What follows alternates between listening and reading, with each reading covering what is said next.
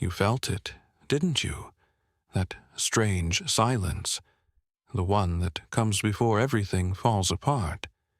Maybe it was a sleepless night, a breath you didn't know you were holding, or just an ache in your chest you couldn't explain. What if I told you that wasn't fear? What if it was God whispering before the storm? Have you ever woken up in the middle of the night, not because of a sound or a dream, but because something inside you stirred? You lie there, eyes open in the darkness, and though everything around you is still, something within feels unsettled. Not fear exactly, not sadness either, just a quiet pull, like your soul is reaching for something it can't name. That is the beginning. It rarely comes with thunder. God doesn't always speak in earthquakes or fire. Often his voice is a whisper, soft enough to be drowned out by the noise of the world, yet deep enough to stir the still waters of the soul. Scripture says, "Awake, awake, put on your strength, O Zion." Isaiah 52:1. But strength doesn't always come in the form of action. Sometimes it comes first in awareness, in that quiet moment when you finally realize something is missing, not outside, but within. A young mother once shared how, after the sudden loss of her child, she stopped believing in everything. She moved through her days like a shadow, and yet, in her deepest sorrow, something unexpected happened. There was a moment, just a single breath, when she felt held. No words, no visions, just a presence, gentle, steady, and unmistakably real. She said, "It wasn't comfort exactly, it was truth, and it brought me back to life." This is the divine alarm. It doesn't scream, it hums in the silence. It waits behind your distractions, your successes, even your grief. And when the noise fades just enough for you to hear, it speaks. You are being called. Not punished, not scolded, called. Psychologists speak of a spiritual disconnection, a subtle restlessness in the soul when one's life loses meaning. You may appear fine, you may smile, laugh, go to work, raise children, but inside a question begins to form. Is this all there is? That question is sacred, because it marks the start of your return, and yet not everyone answers. Some ignore it, others numb it, but a few, just a few, choose to stop and listen. God doesn't force the heart open. He knocks, always gently, always patiently. And when the heart cracks just enough, light enters. Maybe this is your moment. Maybe this is why you've felt so strangely quiet lately. It's not weakness, it's invitation. And God, in his endless love, is calling you, not to do more, but to remember who you are. Not to run harder, but to come home. Not tomorrow, now. Before we continue, make sure to like and subscribe. It really helps us a lot. Thank you. The storm doesn't begin with a roar. It begins with a stillness, a strange quiet that settles over everything. The air thickens, the wind pauses, and even the trees seem to hold their breath. It's the kind of silence that makes you uneasy, even if nothing's wrong yet. You feel it before you see it. You sense it before it comes. And that is how the soul experiences spiritual storms. They don't arrive with warning signs. They don't knock on your door asking if it's a good time. They come suddenly, but not without purpose. They strip away what is shallow. They expose what has been hidden. They are not punishment. They are revelation. In the book of Job, when Job loses everything, his family, his wealth, even his health, he cries out, but not in hatred. He cries from confusion, from sorrow, from the ache of being human. And yet, through the storm, God answers, not by restoring what was lost immediately, but by revealing himself in a way Job had never known before. In Job 42:5, he says, "My ears had heard of you, But now my eyes have seen you. That is what storms do. They take what we thought was certain and shake it, not to destroy us, but to show us what is truly unshakable. Many people think God sends storms to teach lessons, but perhaps it's more accurate to say He allows them, to clear the path back to what matters. Like a forest fire that scorches the land, not to kill, but to make space for new growth. Some seeds only open in fire.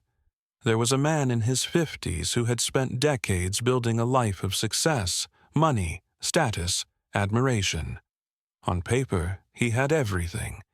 But one night, he sat alone in a hotel room after closing the biggest deal of his career and felt nothing. No joy, no pride, just emptiness. That night, something inside him broke. Not in defeat, but in honesty. He saw, for the first time, that he had been living far from his own soul. The storm wasn't outside. It was within. He later said, "That night didn't destroy me. It woke me up." And this is the secret of every spiritual storm. It awakens. It disrupts so we will pay attention. It shakes so we will remember.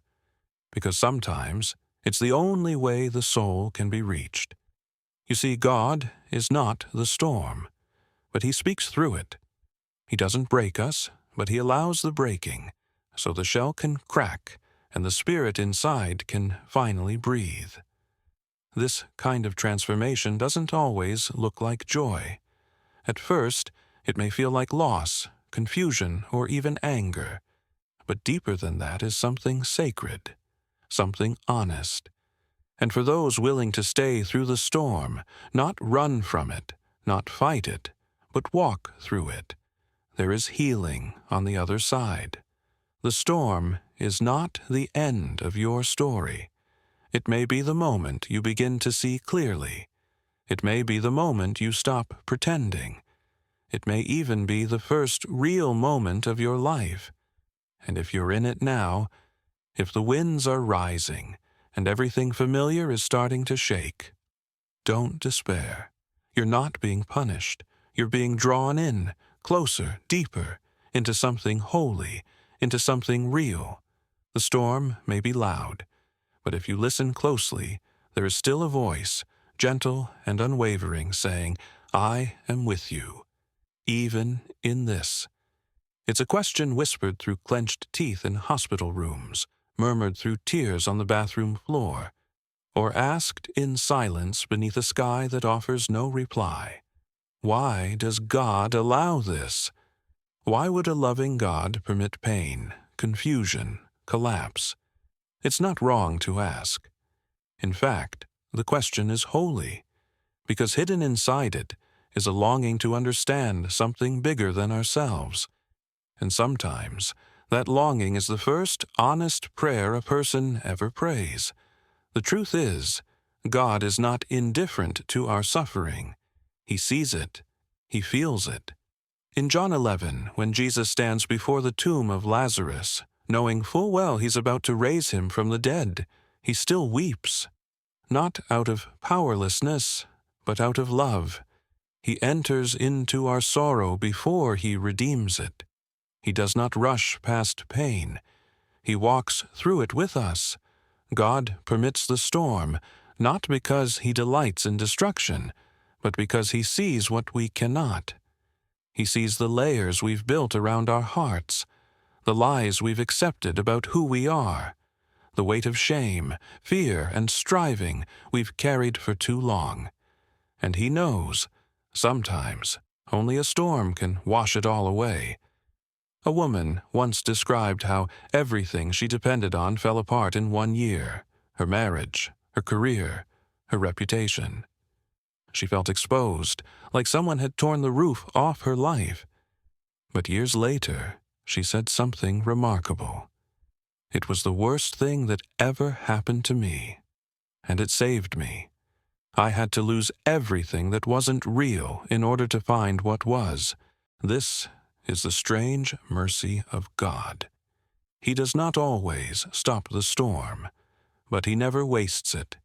In his hands, even the breaking becomes part of the healing. From a psychological perspective, there's something called post-traumatic growth. It's when people don't just recover from hardship, but emerge stronger, more compassionate, more grounded than before. It doesn't make the pain disappear, but it gives it meaning. It becomes the soil where something deeper can take root. God knows that our comfort is not always what our souls need most. Sometimes what we truly need is clarity, not safety, but truth. Not more things to hold, but the strength to let go. And he allows the shaking, not to punish, but to prepare. Because here's what's often overlooked. There is no resurrection without death, no new life without surrender, and no awakening without first being disturbed. He does not force us into the storm, but when we find ourselves in it, he uses it. Every gust of wind, every wave of loss, every moment of fear, he redeems them. Not always quickly, not always how we expect, but always fully. So if you're standing in ruins, if it feels like everything you leaned on is crumbling beneath you, don't assume you're alone. Don't believe the lie that says God has left you. Look again. Look deeper, because it might just be. This storm is the very place where God is remaking you, not back into who you were, but into who you truly are. And in the end, you may find that what the storm took was never really yours to keep, but what it leaves behind, that you were always meant to become. Before the storm comes, there's a quiet that feels unnatural. You notice it not with your eyes, but with something deeper, an unease that creeps in during the ordinary moments. The morning feels heavier than usual. The laughter at dinner feels rehearsed. You find yourself distracted, even when there's nothing wrong. And yet, deep inside, you know something is shifting. The signs are rarely loud. They are not always dramatic. Often, they come dressed in silence. Missed phone calls, delayed answers, moments of disconnection that slip by unnoticed. But your soul feels them. A gentle pull toward something more, something you can't quite name. A quiet suspicion that the life you've built is not as steady as it seems.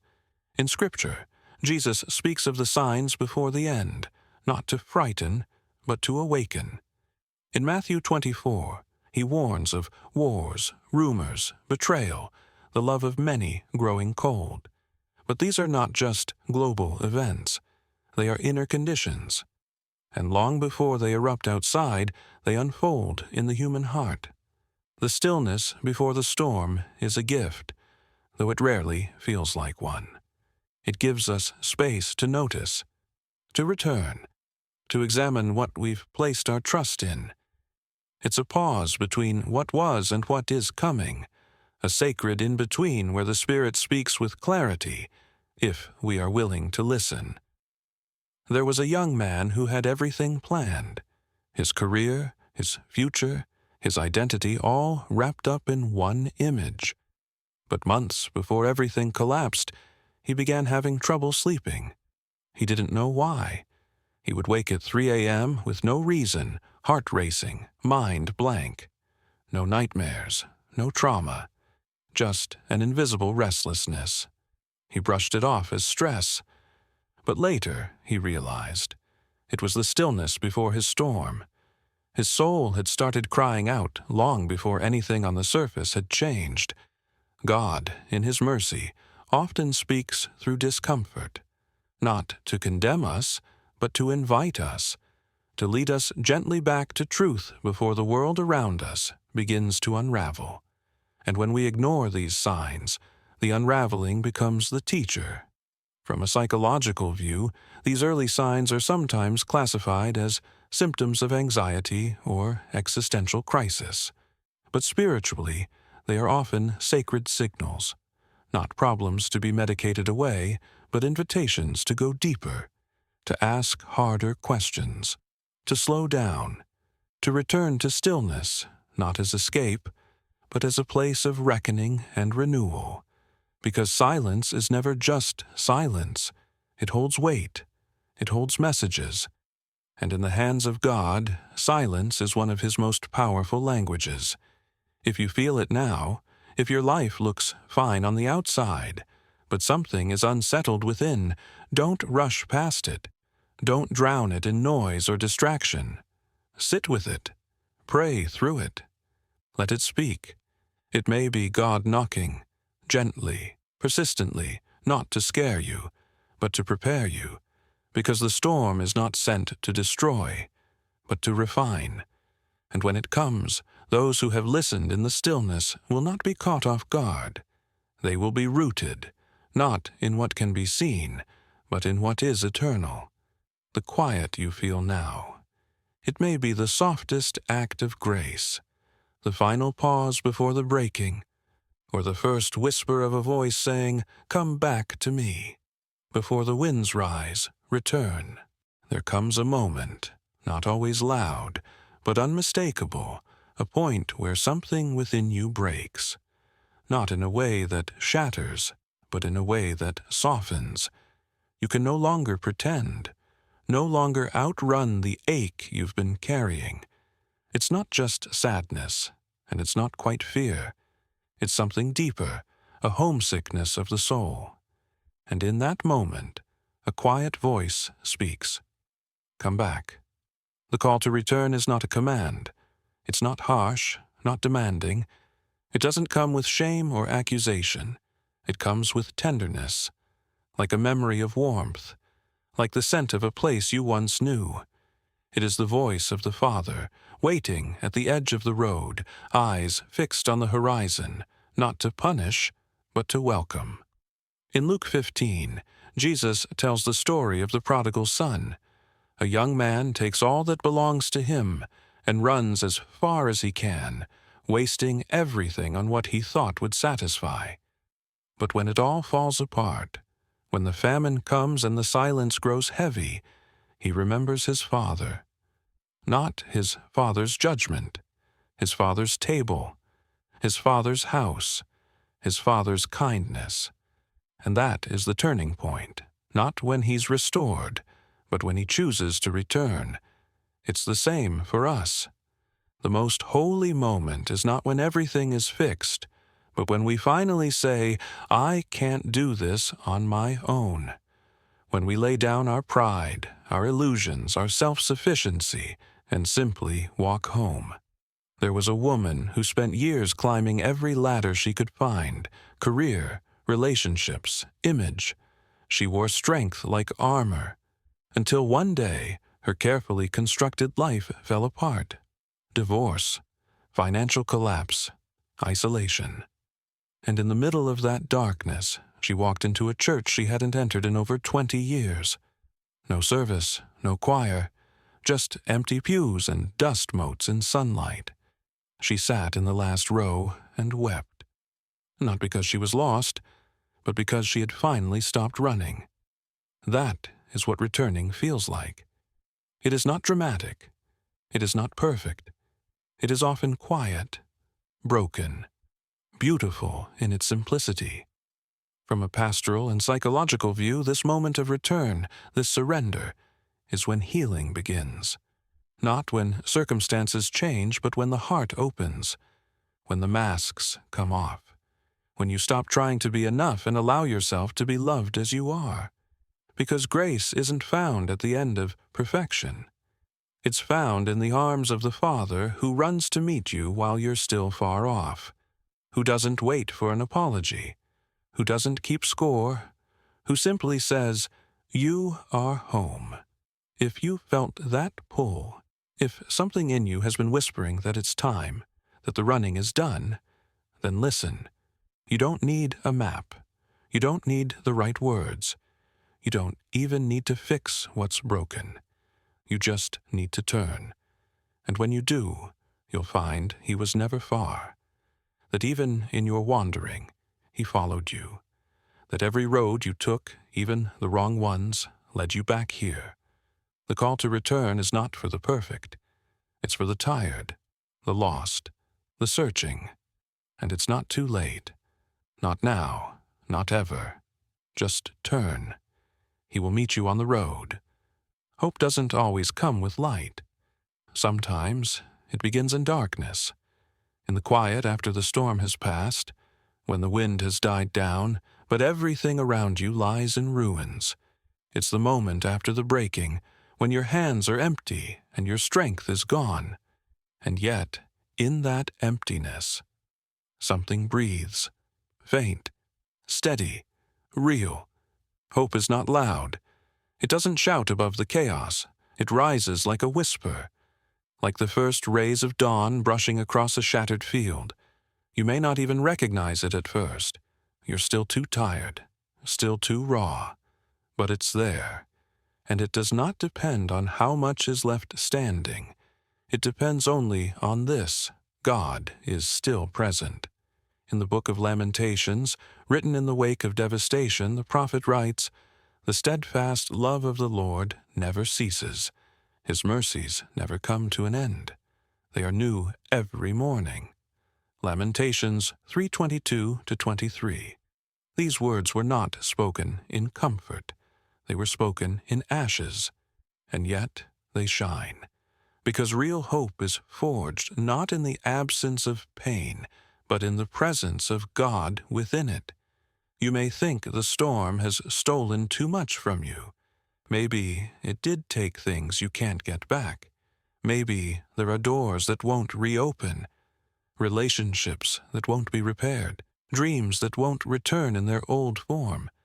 And yet, you are still here, breathing, listening, alive. And that is not nothing. That is the beginning.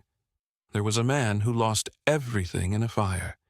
His home, his belongings, years of memories reduced to soot and smoke. The first few nights, he couldn't speak.